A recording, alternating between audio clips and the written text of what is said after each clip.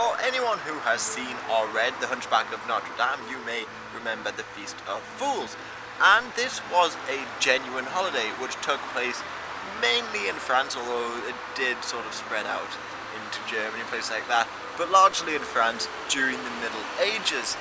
And it was a lot more, wild than the book and the movies depict. Now, the festival was supposedly a religious holiday, so it was centered around the church.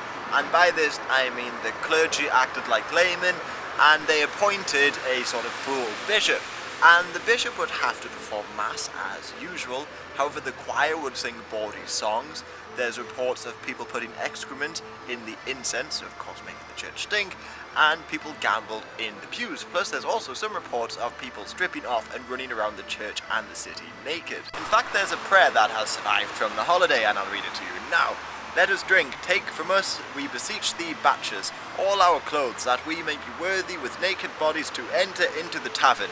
Unto us all, drink without end.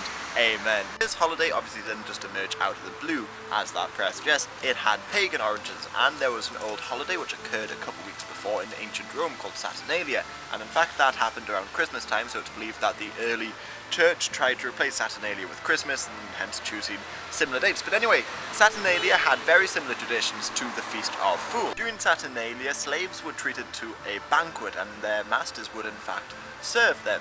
And the slaves could go so far as to disrespect their masters, and usually anything that was taboo or against the law on other days was allowed on Saturnalia, so people would gamble and stuff like that. As for the Feast of Fools, the papacy were of course not happy with the amount of immoral behaviour that took place on the holiday, so slowly started to chip away at it beginning around the 12th or 13th century, and it was completely outlawed in the mid-15th century after the Council of Basel.